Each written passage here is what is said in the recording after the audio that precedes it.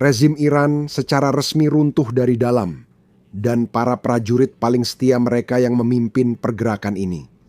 Dalam pengakuan yang mengejutkan dan belum pernah terjadi sebelumnya di televisi pemerintah, seorang komandan tinggi IRGC baru saja mengakui bahwa puluhan ribu garda elit rezim yang bergaji tinggi diam-diam berencana membelot dan bergabung dengan para demonstran. Lebih parahnya, bahkan proksi bernilai miliaran dolar mereka, Hizbullah, baru mengumumkan tidak akan membela Teheran dari serangan Amerika Serikat yang akan datang. Pengkhianatan massal ini membuktikan bahwa Ayatollah dengan cepat kehilangan kendali atas kerajaannya sendiri. Semuanya dimulai dari sesuatu yang dikatakan sendiri oleh seorang komandan IRGC. Dengarkan ini baik-baik. Di semua unit, termasuk saudara-saudara kita di Kementerian Intelijen, saudara-saudara terkasih kita di Organisasi Intelijen Faraja dan Organisasi Intelijen IRGC. Kami menghubungi sejumlah besar individu yang sedang dalam proses membelot dan memberikan peringatan. Kami memberitahu mereka bahwa mereka sedang menuju ke arah yang salah dan memberikan peringatan kepada mereka. Beberapa dari mereka yang pelanggarannya lebih serius, kami undang untuk berbicara. Kami mengundang sejumlah besar individu. Jadi petugas kami memberitahu mereka secara langsung bahwa mereka sedang melakukan kesalahan. Jika diberitahu bahwa tindakan mereka akan menjadi bumerang bagi mereka. Beberapa orang melakukan pelanggaran lebih berat sehingga dipanggil. Individu-individu ini diajak bicara, diberi nasihat, dan dibimbing. Beberapa dari mereka yang pelanggarannya lebih serius dan tetap bersikeras melanjutkan jalan itu ditangkap. Semua ini terjadi antara Perang 12 Hari dan makar baru-baru ini Revolusi Singa dan Matahari. Hanya di Garda Revolusi ada beberapa kasus menarik seperti ini. 2,735 individu diundang, dipanggil, dan dibimbing atas kesalahan mereka. 13.000 individu diberikan peringatan melalui SMS dan pesan teks. Kami menemukan sejumlah besar senjata ilegal. Kami menemukan lebih dari 1.000 hingga 2.000 senjata seperti ini. Dan sekitar 50 orang yang bekerja langsung dengan Mossad ditangkap. Juga, beberapa orang ditangkap yang beranggapan bahwa rezim sedang berada di ambang kehancuran. Mereka sedang merencanakan masa depan dan sudah mengadakan beberapa pertemuan. Mereka semua ditangkap sebelum hari-hari kerusuhan. Ini adalah seorang pejabat tinggi Garda Revolusi di media pemerintah Iran yang mengakui bahwa puluhan ribu anggota Garda Revolusi dicurigai karena bersimpati kepada para pengunjuk rasa. Dia bahkan mengatakan lebih lanjut bahwa ada orang-orang di organisasi lain yang memiliki pandangan yang sama. Ini gila. Garda Revolusi mengakui bahwa barisan mereka sendiri telah disusupi. Izinkan saya jelaskan mengapa ini adalah masalah besar. Di Iran, sekadar mendukung protes saja sudah membuatmu menjadi musuh Tuhan. Itu adalah hukuman paling berat. Tidak ada pengadilan, tidak ada pembelaan, langsung ke hukuman mati. Namun, meskipun mereka tahu hal ini, puluhan ribu anggota Garda Revolusi masih mempertimbangkan untuk membelot. Itu menunjukkan seberapa parah kerusakan yang telah menyebar. Dan inilah yang membuatnya semakin penting. IRGC bukanlah militer biasa. IRGC adalah singkatan dari Korps Pengawal Revolusi Islam, bukan Korps Pengawal Revolusi Iran. Tugas mereka bukan untuk melindungi Iran. Tugas mereka adalah melindungi Republik Islam dan revolusi.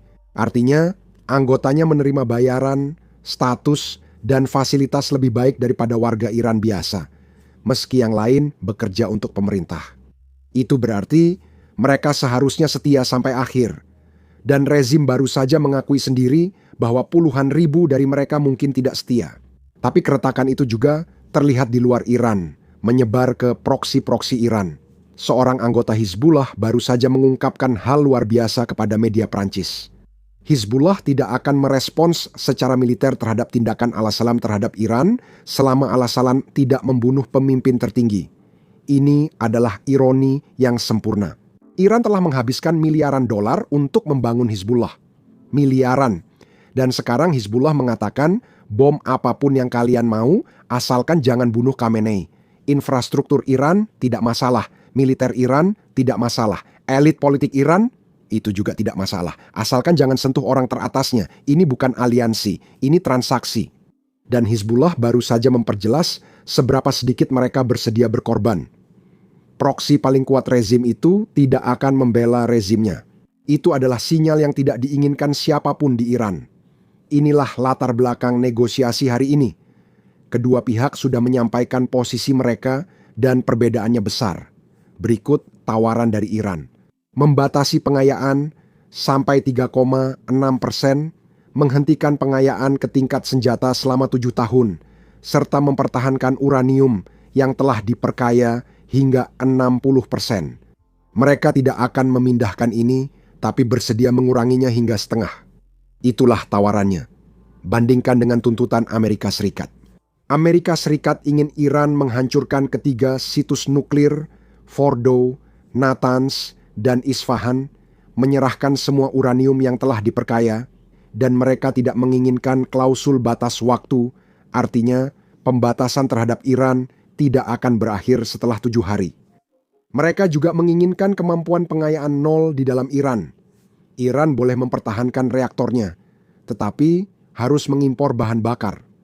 Selain itu, mereka hanya ingin mencabut sanksi minimal dari Iran di awal dan mencabut lebih banyak lagi jika syarat-syaratnya terpenuhi.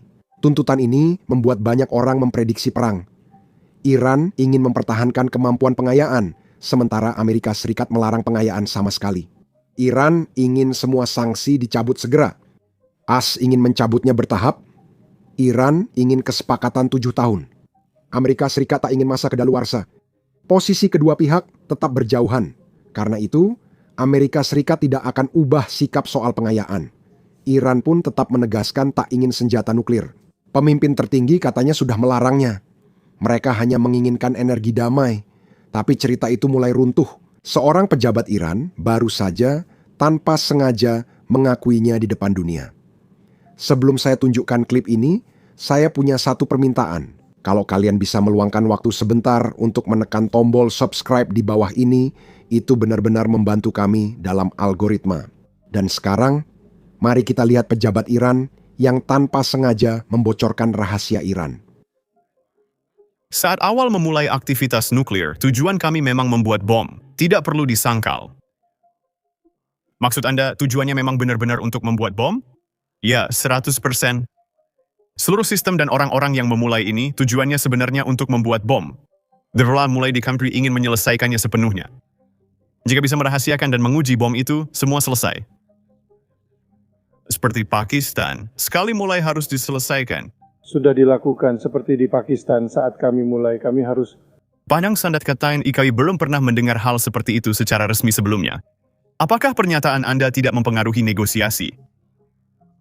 Tidak ada yang memperhatikan apa yang saya katakan, orang asing pada akhirnya akan mengetahuinya juga. Penting untuk menunjukkan bahwa ini adalah wakil ketua parlemen Iran, bukan sekadar tokoh TV biasa. Dia mengakui di TV Iran bahwa Iran pernah mencoba membangun senjata nuklir beberapa tahun lalu. Padahal sebelumnya Iran menyatakan ke dunia bahwa mereka tidak pernah menginginkan senjata nuklir. Pejabat mereka sendiri secara tidak sengaja mengakui apa yang disembunyikan Iran. Dan ada masalah lain dengan cerita Iran. Uranium yang diperkaya 60% yang dimiliki Iran. Seperti yang sudah saya bilang, kamu tidak perlu 60% untuk energi, cukup 3% atau mungkin 5% saja. Satu-satunya alasan memperkaya hingga 60% adalah karena ini memudahkan mencapai tingkat senjata 90%. Menteri Luar Negeri Marco Rubio menyampaikan poin ini langsung ke publik Amerika. Silakan dengarkan. Baik, saya akan jelaskan seperti ini. Jika emang yang Anda minati adalah program nuklir damai, Anda bisa melakukannya seperti kebanyakan negara di dunia, yaitu dengan memiliki reaktor di atas tanah dan mengimpor bahan bakarnya. Kami sekarang punya kesepakatan untuk melakukan itu dengan beberapa negara. Jika yang mereka inginkan benar-benar adalah energi, yang mana itu adalah sesuatu yang cukup terjangkau dan dapat dicapai oleh banyak negara. Tapi ketika Anda mengatakan ingin melakukan pengayaan dan ingin melakukannya jauh di bawah tanah, serta Anda punya sejarah di masa lalu melakukan pengayaan hingga 20 bahkan 60%, ditambah lagi Anda membangun rudal yang berpotensi membawa hulu ledak. Menurut saya itu bukan sikap negara yang tak berminat membangun senjata. Jadi ini bukan sekadar retorika, tapi ada tindakan nyata yang mendukungnya. Seperti yang saya katakan, saya bukan ahli, Tapi alasan Amerika Serikat tidak ingin Iran memiliki kemampuan pengayaan adalah karena sangat mudah untuk memperkaya uranium untuk energi nuklir lalu membawanya ke tingkat energi senjata nuklir. Pada dasarnya, itu adalah proses yang sama. Kamu harus memutar sentrifus, kan? Dan untuk energi, kamu memutarnya sampai uranium mencapai kemurnian 3%. Untuk bom, kamu hanya perlu memutarnya sampai mencapai 90%. Memang butuh waktu lebih lama, tapi prosesnya identik.